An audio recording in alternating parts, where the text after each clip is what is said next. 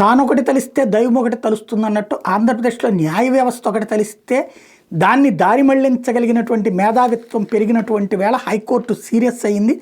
నెల్లూరులో వైఎస్ఆర్సీపీ నేత కె బాలకృష్ణారెడ్డి భవనం కూల్చివేత విషయంలో నగర మున్సిపల్ కమిషనర్ సూర్యతేజ తీరు మీద హైకోర్టు ఆగ్రహం వ్యక్తం చేసింది. భవన విషయంలో కఠిన చర్యలేవి తీసుకోవద్దంటూ ఇచ్చినవి మౌఖిక ఆదేశాలే తప్ప రాతపూర్వక ఆదేశాలు కాదని, అందువల్లే భవనం కూల్చేశామని కమిషనర్ చేసిన వాదంతో హైకోర్టే షాక్ అయింది.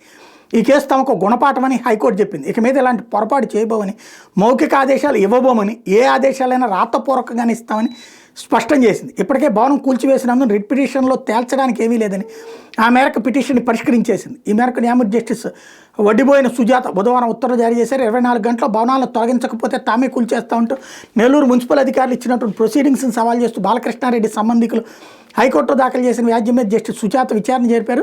గత నెల 22న ఈ వ్యాజ్యం విచారణకు వచ్చినప్పుడు తదుపరి విచారణ వరకు భవనం కూల్చివేత విషయంలో తొందరపాటు చర్యలు తీసుకోవద్దని మున్సిపల్ కమిషనర్ని న్యాయమూర్తి ఆదేశించారు. విచారణ గత నెల 24కి వాయిదా వేశారు. అయితే 24న వ్యాజ్యం విచారణకు రాలేదు. దీంతో హైకోర్టు ఆదేశాలు ఉన్నప్పటికీ మున్సిపల్ కమిషనర్ ఆదేశాల మేరకు అధికారులు గత నెల 27న ఆ భవనాన్ని కూల్చేశారు.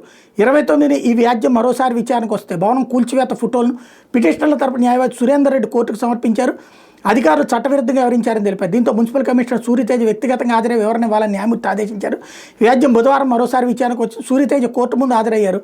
ఆయన తరపున అడ్వకేట్ జనరల్ దమ్మాలపాటి శ్రీనివాస్ వాదనలు వినిపిస్తూ తదుపరి విచారణ వరకు ఎటువంటి చర్యలు తీసుకోవద్దంటే 22న కోర్టు మౌఖికంగానే ఆదేశించి విచారణ 24కి వాయిదా వేసింది. 23, 24 తేదీలు ఎలాంటి కఠిన చర్యలు తీసుకోలేదని 27ను కూల్చేసామని చెప్పారు. పిటిషనర్ల తరపున సురేందర్ రెడ్డి వాదనలు వినిపిస్తూ 24న పిటిషన్ విచారణకు రానుందు నిర్మాణాలు తొలగించేందుకు 3 నెలల సమయం కోరామని, ఆ మేర అఫిడవిట్ వేస్తామని కూడా చెప్పామని వివరించారు. దీనికి ఏజీ స్పందిస్తూ 24 వరకు మాత్రమే కఠిన చర్యలు తీసుకోవద్దని మౌఖికంగా చెప్పారు తప్ప రాతపూర్వక ఆదేశాలు ఇవ్వలేదని చెప్పారు.